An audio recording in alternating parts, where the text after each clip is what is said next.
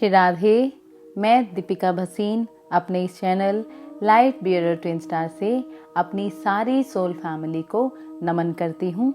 आज हम बात करेंगे स्पिरिट गाइड्स की, या कहें उन आत्मा के मार्गदर्शकों की जो हमें रास्ता दिखाते हैं और हम कैसे उनसे कनेक्ट और बात कर सकते हैं उसको बताने से पहले, यदि आप twin flames, spiritual awakening, angel numbers, इन टॉपिक्स पर भी जानकारी चाहते हैं तो आप मेरी दूसरी वीडियोस को भी देख सकते हैं, जिनका लिंक आपको डिस्क्रिप्शन में मिल जाएगा।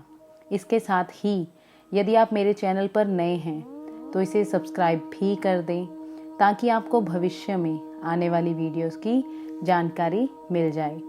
चलिए अब वीडियो शुरू करते हैं। इस वीडियो को मैं 2 पार्ट्स में डिवाइड करूंगी।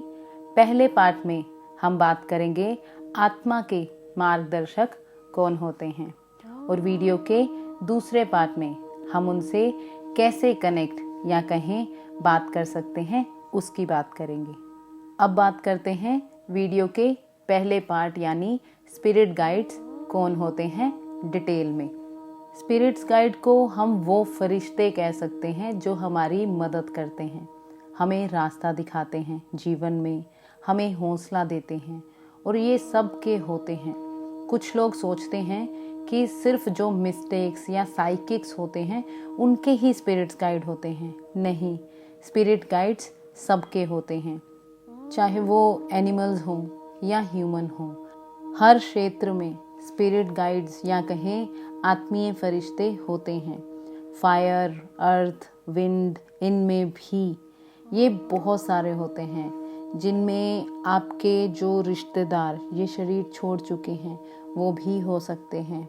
स्टार सीड्स भी हो सकते हैं, लाइट बीइंग्स हो सकते हैं। ये वो होते हैं जो कभी इस तरह पर शरीर धारण करके नहीं आते। असेंडेंट मास्टर हो सकते हैं। असेंडेंट मास्टर ये वो जिनमें archangels, Jesus, Lord Buddha, Lord Krishna, कोई फेमिनिन शक्ति आदि हो सकते हैं। कोई एनिमल स्पिरिट आत्मा भी हो सकती है आदि। ऐसे ही बहुत सारे होते हैं स्पिरिट गाइड्स जो हमें मार्गदर्शक मदद करते रहते हैं, हमारा हौसला बढ़ाते रहते हैं। जैसे मैंने बताया कि ये सब के होते हैं जब हम इस भौतिक शरीर को धारण करते हैं।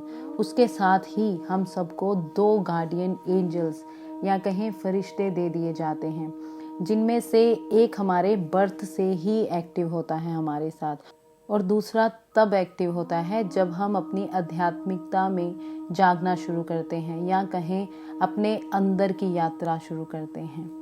जैसे हम सब लोगों को कहते सुनते पाते हैं कि जब एक छोटा बच्चा अपने आप ही हंसने लगता है या कभी रोने लगता है तो हम कह देते हैं कि ये धरती माता से या भगवान से बात कर रहा है। तो सही में वो उस समय अपने गार्डियन एंजल या कहें उस फरिश्ते से बात कर रहा होता है। क्यों?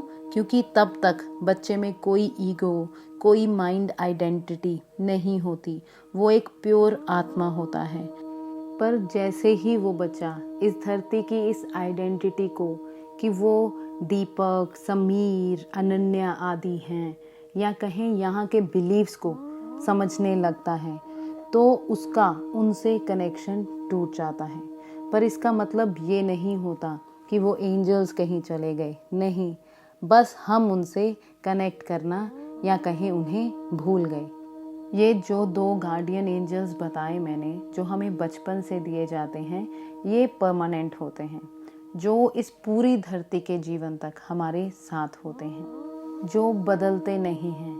पर ऐसे आत्मा के फरिश्ते बहुत सारे और भी होते हैं जो हमारे जीवन के अलग अलग फेस में हमारी मदद करते हैं, जो कुछ समय तक या कहें उस फेस तक ही हमारे साथ होते हैं और चले जाते हैं, टेम्परेरी होते हैं। जैसे कहें कि आपको फाइनेंसिस में कोई प्रॉब्लम है तो आर्कएंजल एरियल इसमें आपकी मदद करती हैं। ऐसे ही बहुत सारे और जो आपके अलग अलग समय में आपकी मदद करते हैं आपकी ज़रूरत के हिसाब से।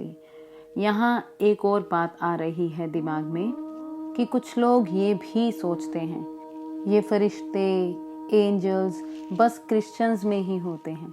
नहीं, एंजल्स, फरिश्तों का, आत्मा के मार्गदर्शकों का जिक्र आपको सब रिलीजन्स में मिल जाएगा, बस नाम अलग अलग हैं। हिंदू इसे देवी देवता कह देते हैं, क्रिश्चियंस इन्हें एंजल्स, आर्कएंजल्स कह देते हैं, और किसी दूसरे रिलीजन में कुछ और नाम। पर एंजल कहें देवी देवता या कहें भगवान के मैसेंजर्स यानी संदेश देने वाले, इन फरिश्तों का कोई रिलीजन नहीं होता। ये तो वो वाइब्रेशनल या कहें लाइट बीइंग होते हैं जो सिर्फ प्यार जानते हैं। उनमें ये जजमेंट, ईगो नहीं होती, जो सिर्फ प्यार बांटना और मानवता की मदद करना ही जानते हैं। ये सबके होते हैं, बस कुछ उनसे गाइडेंस लेते हैं, कुछ नहीं। चलिए अब वीडियो के दूसरे पार्ट की तरफ जाते हैं कि कैसे हम इन स्पिरिट गाइड्स या कहें आत्मा के मार्गदर्शकों से कनेक्ट या बात कर सकते हैं। इसमें सबसे पहला स्टेप ये आता है कि आप कॉन्शियसली अवेयर हों कि आप उनसे बात करना चाहते हैं। उसके लिए आप सिंपल धारणा या इंटेंशन भी सेट कर सकते हैं कि मैं आपसे कनेक्ट होना चाहता हूँ या चाहती हूँ या आपसे बात करना चाहती हूँ। दूसरा स्टेप इसमें ये आता है कि आप उन्हें परमिशन यानी आज्ञा दें, क्योंकि बिना परमिशन के वो आपसे कनेक्ट या कम्युनिकेट नहीं करेंगे। वो इसलिए क्योंकि जन्म से ही हम सबको फ्री विल का तोहफा दे दिया जाता है, जिस वजह से ये फरिश्ते हमारे जीवन में दखल नहीं देते। इसीलिए उन्हें आज्ञा दें ताकि वो आपसे बात कर पाएँ। अपना बताऊं तो मैं अपने राम जी से बात करती रहती थी, पर गाइडेंस की बात करूं तो वो मैंने 2016 से मांगनी शुरू की। और आज भी बात करूं तो अब तो हर दिन मॉर्निंग से ही मैं आज्ञा दे देती हूं कि जो मेरे जीवन के लिए अच्छा हो उसमें भागीदारी दें और मुझे रास्ता दिखाते जाएं। ऐसे ही आप भी अपने तरीके से उन्हें परमिशन यानी आज्ञा दें। तीसरा स्टेप ये होता है कि अपने दिमाग को शांत करें, क्योंकि हमारा दिमाग 1 मिनट में 1000 माइल जितने विचार बनाता है, तो उसे शांत करें। उसे शांत करने के लिए आप कोई भी तरीका आजमा सकते हैं, जैसे नेचर से कनेक्ट होकर अपने आप को फ्री करें। वॉक करके भी दिमाग क्वाइट होता है। कोई भी माइंडफुल एक्सरसाइज कर सकते हैं जिससे आप प्रेजेंट में आ सकें। डांसिंग कर सकते हैं, योगा भी कर सकते हैं। मैं पर्सनली शुरू में इवनिंग वॉक अपनी छत पे ही, साथ में चैंटिंग, नेचर से कनेक्ट करना, ये सब आज भी करती हूँ अपने माइंड को क्वाइट करने के लिए। कभी कभी डांसिंग भी करती हूँ। अब तो मेडिटेशन भी करती हूँ। जैसे मैं एक रेखी हीलर भी हूँ, उसके बीच में हीलिंग करते करते कई बार डिस्ट्रैक्शन आ जाए तो माइंड को प्रेजेंट में लाने के लिए माइंडफुल एक्सरसाइज जैसे डीप ब्रीदिंग भी 5 मिनट के लिए कर लेती हूँ। ऐसे ही आप भी जो आपको अच्छा लगे और सूट टू लगे कर सकते हैं, पर माइंड को स्पिरिट गाइड्स या कहें आत्मा के मार्गदर्शक से कनेक्ट या कम्युनिकेट करने के लिए शांत होना ज़रूरी है। क्योंकि अगर आप खुद की किसी थॉट्स में ही एंगेज करके बैठे रहेंगे तो आप उनकी गाइडेंस को नहीं ले पाएंगे।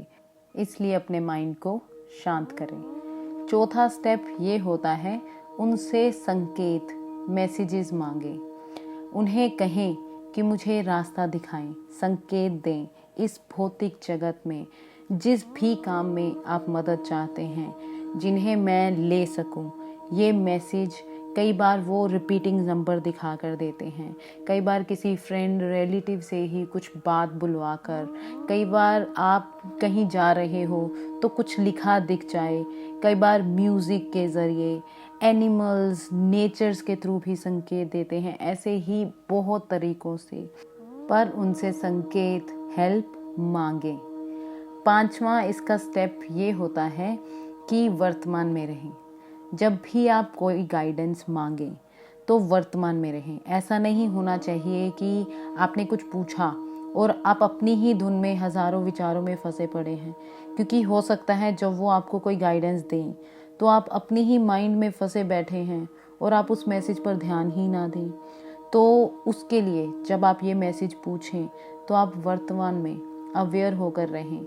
मुझे जब लगता है कि मैं कोई गाइडेंस नहीं ले पा रही, तब मैं तो रात को सोते समय भी कह देती हूँ कि प्लीज़ आप जो कहना चाहते हैं या मैसेज देना चाहते हैं मुझे ड्रीम में विजन से ही दे दें, और मैं सो जाती हूँ तो वो मुझे विजन्स में भी दे जाते हैं मैसेजेस। पर ये आप पर है, आप उनसे कैसे कम्युनिकेट करते हैं। जैसे जैसे आपका इनसे कनेक्शन स्ट्रॉन्ग होता जाएगा, ये आपको फेदर नंबर से लेकर बहुत क्लियर मैसेजेस जो आप इस भौतिक जगत में समझ सको देंगे। बस आपको अवेयरनेस में रहते हुए, उन्हें आज्ञा देते हुए पूछना है। वो आपको किसी ना किसी तरीके से गाइडेंस आंसर ज़रूर करेंगे, ये मैं आपको 100% विश्वास से कह सकती हूँ। इनसे बात करने का कोई रिचुअल प्रार्थना नहीं है, बस आपको अपने दिल से उनसे पूछना है पूरे भाव के साथ, वो आपको आंसर ज़रूर करेंगे। आज के लिए इतना ही। आशा है आपको कुछ रोशनी दे पाई हूँ। अब मैं आपसे जानना चाहूँगी कि आप अपने स्पिरिट गाइड से कैसे कम्युनिकेट और कनेक्ट करते हैं। मुझे आपके कमेंट के ज़रिए आपसे कनेक्ट होकर बहुत अच्छा लगता है। इस वीडियो से अगर आपको कोई वैल्यू दे पाए हों तो इस वीडियो को लाइक शेयर ज़रूर करें। इसी के साथ अगर आपने अभी तक मेरे चैनल को सब्सक्राइब नहीं किया है तो वो भी कर दें और मेरी इस ब्यूटीफुल सोल फैमिली का हिस्सा बने। अभी के लिए इतना ही। अगले हफ्ते आपसे फिर एक नए टॉपिक, नई वीडियो के साथ मुलाकात होगी। और यदि आप किसी टॉपिक पर जानकारी चाहते हैं तो वो भी कमेंट सेक्शन में ज़रूर लिखें। तब तक के लिए खुश रहिए, प्यार बांटते रहिए, आगे बढ़ते रहिए। आप सबको बहुत सारा प्यार और लाइट सेंड करते हुए थैंक यू सो मच।